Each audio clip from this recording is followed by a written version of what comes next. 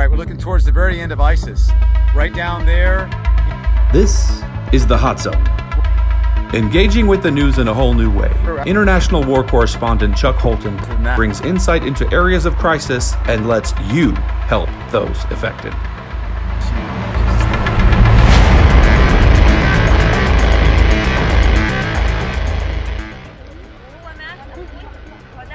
This 4-year-old boy behind me has been shot through the stomach, and 8 days ago was treated after he was injured, but now he's got a high fever. His belly is really distended and swelling, and he needs to have that drained. It's obvious that he has some major infection in there. The problem is that nobody wants to take him to the hospital. The local soldiers are not able to. They don't have the authorization to do that. The American troops don't have authorization to do it. We have offered to do it, but they don't want us to go without sending some of their guys with us. So we've been just negotiating, trying to get somebody to save this poor little boy's life. This is one of the things that is really difficult about being out here, is that there just is nothing that exists between the front line and the first hospital, which is like 4 hours away. So we're praying, and we're asking the local commanders to just have some humanity and make the decision to send their guys with this little boy to the hospital to save his life. I'm Chuck Holton, and I'm still in southern Syria as we're kind of watching over and waiting for the final word that ISIS has been completely defeated. They're down to just a postage stamp size area called Baghuz over here, about 2 kilometers from where I'm standing. And the problem is that there are still, they say, 10 to 20,000 civilians in there. I was talking to a guy just a minute ago, and he said probably half the people in there are Daesh or ISIS, and the other half are just regular people. And some of those regular people are here behind me. Some of them, without a doubt, are ISIS sympathizers. And we have moved closer to the front lines since yesterday, and are here now treating people for really ghastly wounds. I mean, the stuff that I've seen today is stuff like I haven't seen in a long time as far as injuries go. We've also been listening to the sound of aircraft overhead and hearing the bombs going off in Baghuz as they're dropping ordnance over there to try to flush out the remainder of the bad guys. But like I say, unfortunately, a lot of the just regular people, women and children, are being affected by that, and we're seeing some pretty horrific injuries. So what we did today was kind of a miracle, I have to say, because we didn't think we would be able to get this close down here to the front lines.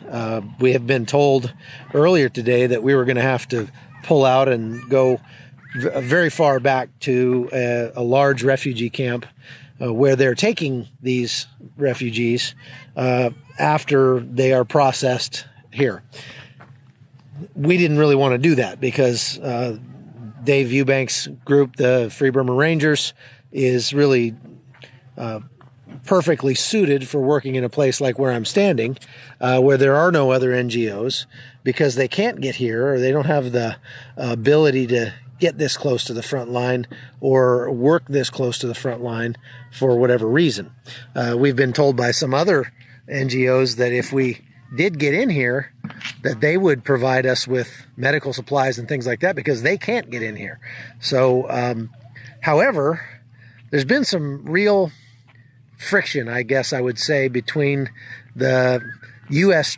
troops on the ground here and our little band of gypsies. Tell me what you're doing. We're transporting the critical kid to the hospital, and SDF's helping us out here, so it's a really good day. Have a good one. Go, take care. So, media pressure. The journalists got wind of the fact that these guys didn't want to take these kids to the hospital, and that little bit of pressure from the media made them rethink their position.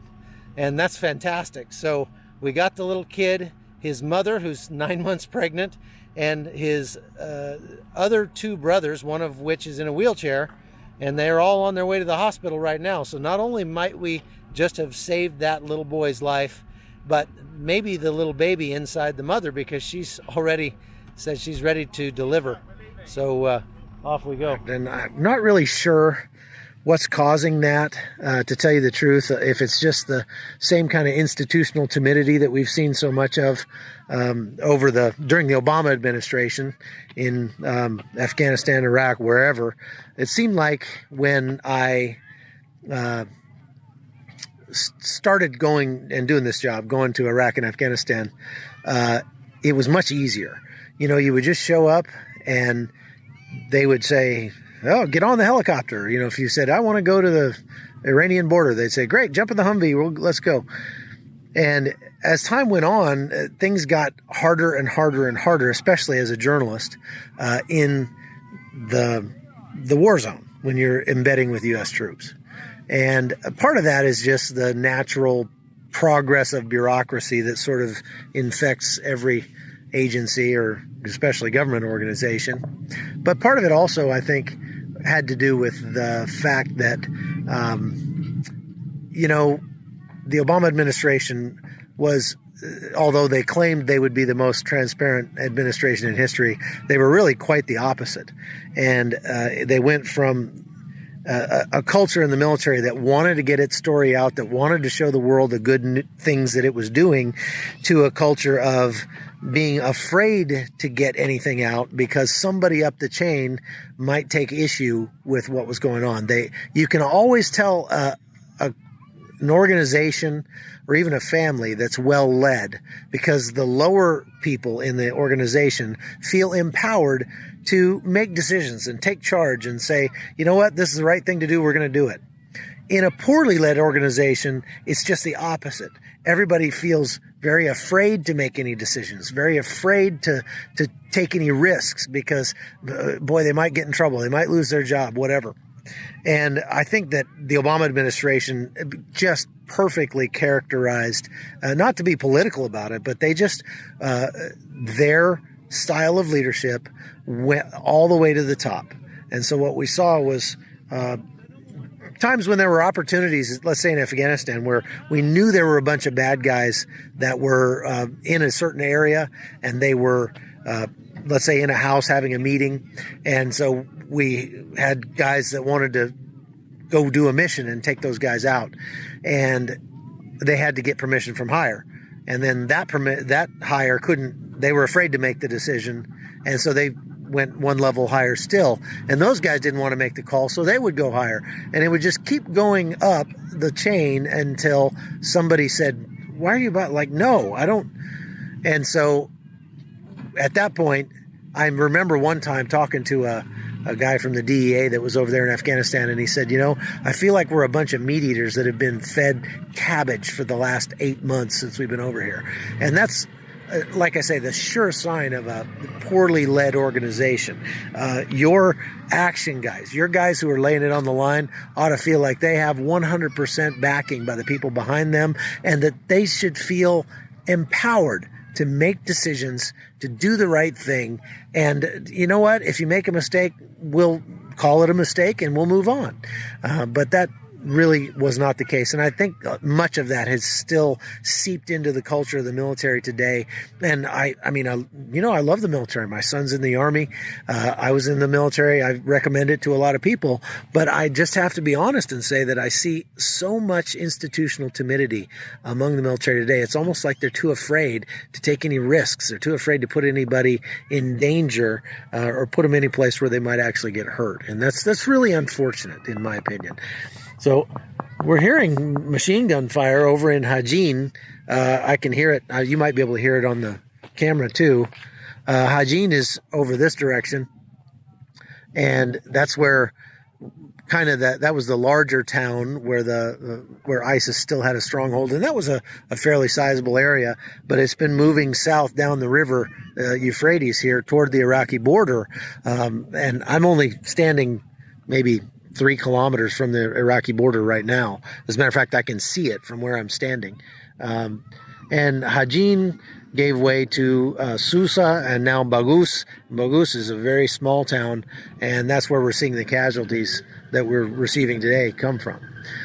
So, part of the problem here is that it's a very compact battle space, and there's a lot of players involved here. The far side of the Euphrates River is controlled by Assad and his forces, which constitute troops from Hezbollah, Iran, maybe Turkey. I guess Turkey's further up north, but at least Hezbollah and Iran are allied with them, and even the Russians over there. On this side of the river Euphrates, you have the Americans and the SDF forces that are made up mostly of Yazidis. They are squeezing ISIS into an ever smaller area, and they're doing it by really flattening a lot of the houses around there. But like I say, unfortunately, there's still a lot of civilians left there. The ones that we've asked today, like how did you get out? Some of them say they had to pay ISIS to let them leave, or pay someone to help them get out of there. And others say that ISIS just told them, if you want to leave, leave. But as we've seen over the last few days, sometimes ISIS gets vindictive and starts shooting at the vehicles that are trying to escape. And we've received several truckloads of people who have been just really gravely injured. So that's where we are today. It is looking like I've got maybe 1 day left here before I have to leave.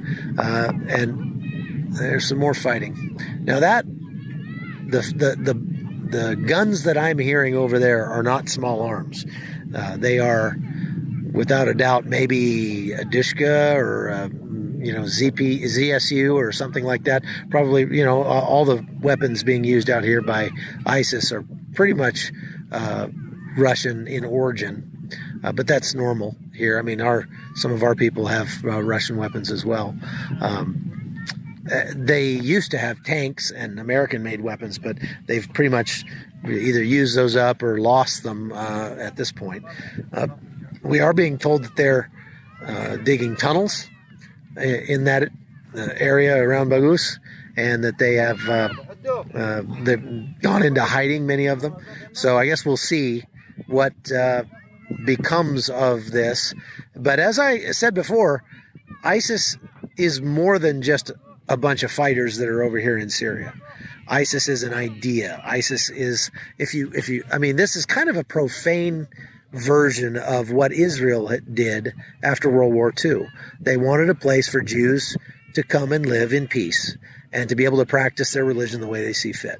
This is sort of the evil twin of that idea, where Salafist Muslims who are, hold to a very strict interpretation of Sharia law are looking for a place to come and call their own and create a caliphate, which plays into their apocalyptic theology, their theology of the end times. Well, I can tell you one thing, that's not going to happen today in southern Syria, because they are getting kicked out. That's all there is to it. So let's hope that comes sooner rather than later. And my prayer is that God will allow these civilians that are in there to escape with their lives, and that not too many more of them will have to endure the incredible, gruesome injuries that we've been seeing today. So God bless you, and thanks for watching. I hope you'll like and share this podcast with your friends. It means a lot, and it'll help us grow, and it helped me go and tell more stories like this. So this is Chuck Holton. Thanks for being a part of the Hot Zone. The Hot Zone is produced by Amy Holton and Livefire Media. Copyright 2019.